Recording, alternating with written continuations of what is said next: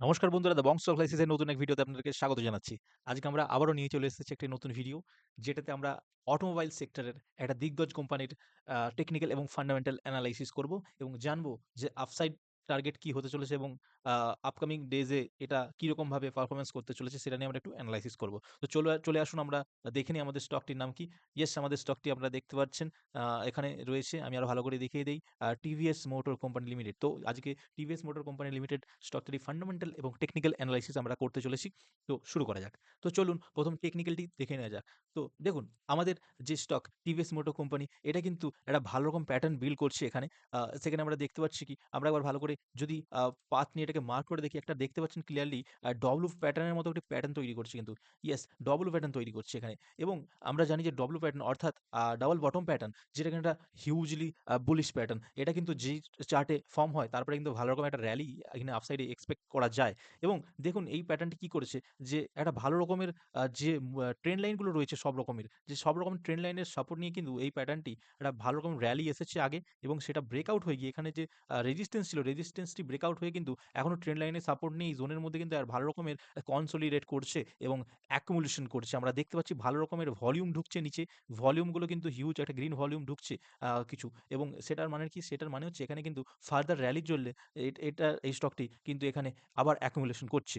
রি-অ্যাকুমুলেশন করছে কিন্তু এখানে। এবং এর আপসাইড কি ভিউ হতে পারে? যেখানে যে রেজিস্ট্যান্সটি রয়েছে সামনে, এই রেজিস্ট্যান্সটি যদি ব্রেকআউট আসে এইখান থেকে, এখানে কিন্তু এটা 52 উইক হাইটাকে ব্রেক করে আপসাইড একটা ভালো রকম র‍্যালি আসতে পারে, এবং সেটার জন্যে কি টার্গেট হতে পারে আমরা সেটা নিয়ে আমরা এনালাইসিস করব। বাট তার আগে বলে রাখি যে এইখানে যে 52 উইক হাইটা ব্রেকআউট কেন হবে, কিসের জন্য হবে, সেটার জন্য আমাদেরকে একটু ফান্ডামেন্টাল এ চলে আসতে হবে। তারপর আমরা ঘুরে টেকনিক্যালি আসছি। আমরা একটু আপাতত ফান্ডামেন্টাল এ চলে আসবো, যে কেন আমি বলছি যে আজকে এই স্টকটি আপকামিং ডেজ এ ভালো রকম পারফরম্যান্স করতে পারে। তার জন্য আমরা কি করব? এর কোয়ার্টারলি রেজাল্ট একবার দেখে নেব। কোয়ার্টারলি রেজাল্টে কি রয়েছে? আমরা দেখতে পাচ্ছি যে কোয়ার্টারলি রেজাল্টে সেলসে ইয়ার টু ইয়ারে কিন্তু ভালো রকম গ্রোথ এসেছে। আগের ইয়ারে যে এই কোয়ার্টারে, মার্চ কোয়ার্টারে যেই রেজাল্ট ছিল, সেটা হচ্ছে অলমোস্ট ৯,৯৪২ কোটি টাকার সেলস হয়েছিল। কিন্তু এখন সেটা বেড়ে হয়ে গেছে ১১,৫৪২ কোটি টাকা।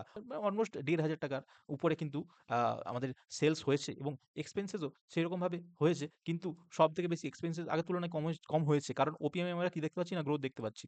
আর কি জিনিস আমরা দেখতে পাচ্ছি? সেটা হচ্ছে যে নিট প্রফিট। নিট প্রফিটটা আমরা দেখব, যে নিট প্রফিট আগের কোয়ার্টারে, আগের ইয়ারলি যে ওয়াইড ইয়ার অন ইয়ার এর থেকে অনেকটা গ্রোথ হয়েছে, এবং কোয়ার্টারলি তেও গ্রোথ এসেছে নিট প্রফিটে।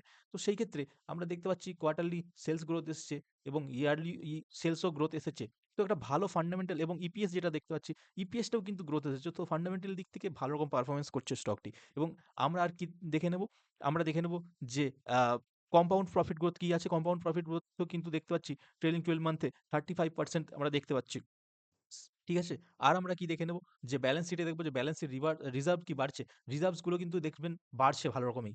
ভালো রকমই এখানে রিজার্ভ বাড়ছে। এটা ভালো গুড সাইন আমরা দেখতে পাচ্ছি। আর ক্যাশ ইনফ্লো দেখুন, কোম্পানির হাতে কিন্তু ভালো রকমের ক্যাশ ইনফ্লো এসছে, যেটা অলমোস্ট আগের আ মা মার্চ মাসের আগের যে মার্চ মাসের যে ইয়ার টু ইয়ার এর এসেছিল ডাটা, তার থেকে কিন্তু একটা হিউজ অলমোস্ট ১২০০ কোটি বেড়েছে। তো কোম্পানির কাছে কিন্তু ভালো রকম প্রফিট আছে, ভালো রকম ক্যাশ আছে কোম্পানির হাতে। তো ভালো রকম ইনভেস্টমেন্ট ও আপকামিং ডেজ এ আসতে পারে, এবং সেটা একটা গুড সাইন। এবং ROCE দেখব, যদি আমরা রিটার্ন অন ক্যাপিটাল এমপ্লয়েড দেখি, সেটাও কিন্তু আগের ইয়ার অন ইয়ার ছিল, তার থেকে কিন্তু 4% গ্রোথ হয়েছে। এটা একটা হিউজ গ্রোথ এসেছে। তো সেই সকল দিকগুলো দেখে আমরা কনসিডার করতে পারি যে কোম্পানিটা ভালো রকম পারফরম্যান্স করছে আপকামিং ডেজ এ। এবং সেটা আমরা এবার ঘুরে চলে আসবো। ইপিএসটা দেখুন, 35.86 ছিল, এবং পিই টা ছিল 82.3। এবং আমরা ভালো জানি কি, যদি ইপিএস বাড়ে এবং পিই কমে, তবে কোম্পানি ভালো রকম প্রফিট করে। ইপিএসটা এখন বেড়ে কত হয়ে গেছে?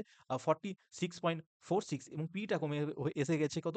না, 61.2। তো সেই ক্ষেত্রে আমরা দেখতে পাচ্ছি একটা ভালো রকম পারফরম্যান্স কোম্পানি করেছে, তার প্রফিট কিন্তু বেড়েছে। এবং আজ আমি দেখে নেব কি বুক ভ্যালু, কোম্পানির বুক ভ্যালু, আমি প্রাইস টু বুক রেশিওটা চেক করে নেব। যে প্রাইস টু বুক 1 ইয়ার এর টপ ছিল 21.6, এবং বর্তমানে রয়েছে 15.9, যার মিডিয়ান পিবি হয়েছে 15.5, অর্থাৎ একদম আমরা বলতে পারি যে ফেয়ারলি ভ্যালুতে রয়েছে স্টকটি। যেহেতু মিডিয়ান পিবি রয়েছে উপরে, বাট এটা একদমই সামান্য। সো ফেয়ার ভ্যালু আমরা স্টকটাকে বলতে পারি। এবং এর টার্গেট কত হতে পারে? আমরা যদি প্রাইস টু বুক এনালাইসিস করে যদি দেখে থাকি, তাহলে টার্গেট হবে 21.6 ইনটু এর যে বুক ভ্যালু, অর্থাৎ 1 ইয়ারের টপের সাথে এর বুক ভ্যালু হবে কি 179। এটাকে ইনটু করলে, এটাকে গুণ করলে আমরা পেয়ে যাবো এর যে টার্গেট। এর টার্গেটটা আসবে আপসাইডে অলমোস্ট ৩,৮৬০। এটা হবে আর আপসাইড টার্গেট। ঠিক আছে? এবং এবং আবার টেকনিক্যাল ফিরে আসি যে আপসাইড টার্গেট তো আমরা পেয়ে গেলাম, বাট এই স্টকটা র‍্যালি কিভাবে দিতে পারবে সেটা নিয়ে আমরা আলোচনা করলাম। তো আপকামিং ডেজ এ আমাদের কি করণীয় হবে? আমি বলে দিই, এটা কোনো রিকমেন্ডেশন নয়। এই ভিডিওটা অনলি ফর এডুকেশনাল পারপাস এর জন্য করা। এর এতে আমি কোনো সাজেস্ট করছি না এন্ট্রি বা এক্সিট। আপনাদের এন্ট্রি বা এক্সিট আপনাদের নিজেদের হাতে। চলুন টপিকে ফেরা যাক। তো আমরা দেখতে পাচ্ছি ভালো রকম ডবল বটম বা ডব্লিউ প্যাটার্ন তৈরি করছে। এখানে প্যাটার্নটার ব্রেকআউট আসার পরে কিন্তু ভালো রকমের অ্যাকুমুলেশন করছে ফর ফার্দার আপসাইড র‍্যালি, এবং এখান থেকে যদি ব্রেকআউট আসে, যেহেতু আসবে ফর গুড কোয়ার্টার রেজাল্ট, যেই জন্য এইখানে কিন্তু ভালো রকমের র‍্যালি আপসাইড আসতে পারে। আপসাইডের টার্গেট আমরা এনালাইসিস করলাম 34% এখানে কিন্তু আপসাইড আমাদের র‍্যালি আসতে পারে। কিন্তু আমরা আরো একটু ডিটেইলসে জেনে নেব টার্গেটগুলো, যে আরো কাছাকাছি কোনো টার্গেট আছে কিনা। এফআইবি রিট্রেসমেন্ট টুলটা ওইটাকে আমরা ইউজ করব এখানে। এফআইবি রিট্রেসমেন্ট টুলটাকে নিয়ে আমরা টপটাকে এবং বটমটাকে টাচ করব। দেখব যে কি আসছে। আপসাইডের ফার্স্ট টার্গেট কিন্তু এখানে একটা আসছে ৩২০০ পর্যন্ত। একবার দেখে নিই।